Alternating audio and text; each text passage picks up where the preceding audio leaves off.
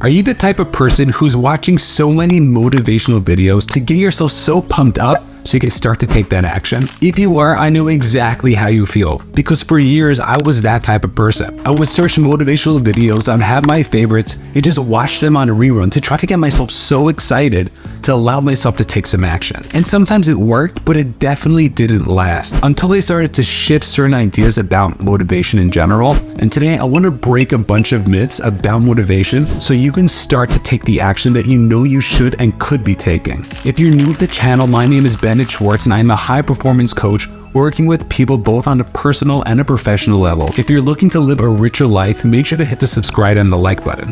When I first started out on my journey, I kept thinking that motivation is the first thing that needs to happen for me to start to get the results and the actions that I wanted. But I didn't start to see any results. So I started to have to make a shift, and it took me way too long to make this happen. But today I want to share with you a bunch of those shifts. The first idea that we need to recognize is what really comes first. Is it motivation or is it action?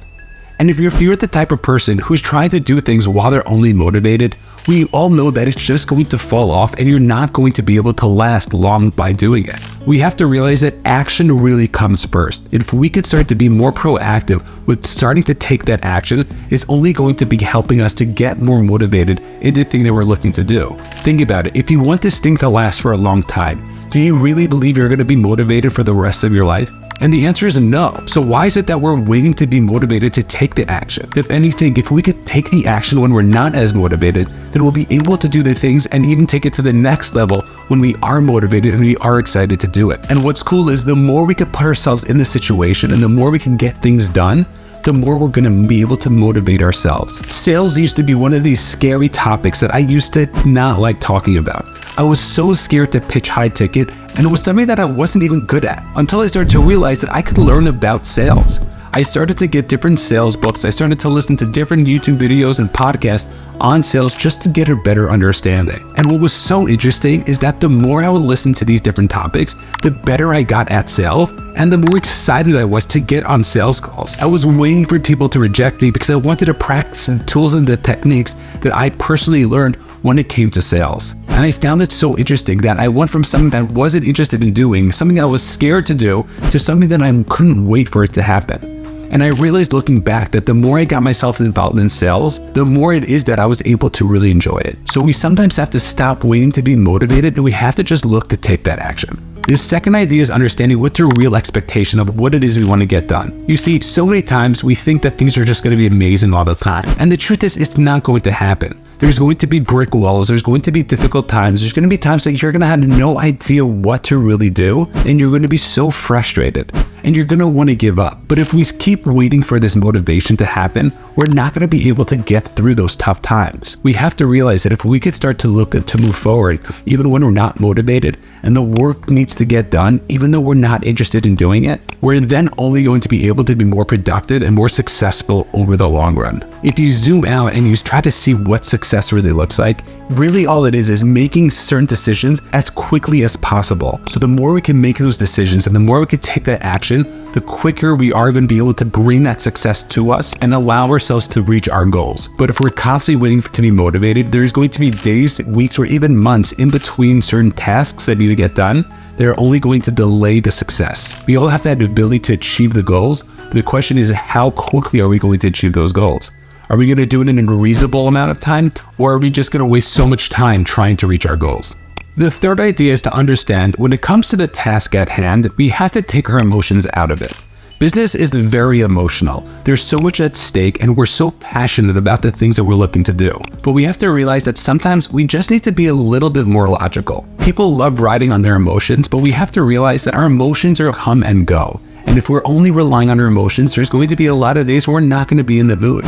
Then if we want to really look to do the things that we want to do, we can't be riding our emotional wave, because some days, even has nothing to do with the business, we might be in a bad mood. Maybe somebody said something to us. Maybe our spouse yelled at us before we left to work. But whatever really happened, we have to understand and recognize that if we're constantly riding our emotions and waiting for emotions to be high, it's not going to be able to be something that you can manage. It's one of the biggest struggles that I had when I started my entrepreneurial journey, because I would get so excited in the beginning of the idea, and I started to recognize that every couple of weeks, My ideas would just fall flat. I wasn't in the mood anymore, and it was so not motivating for me to continue to move forward. So I started to recognize it and realize, you know what? I have to start taking my emotions out of it. And what I need to really start to do is to understand what action needs to be taken and really making sure that I'm focusing on the action and not my emotions. And that takes me to my next point of finding out the patterns.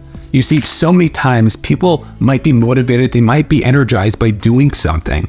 However, it ends up dropping off, and it then happens again. And there's this pattern that cycles around that so many people don't really know about.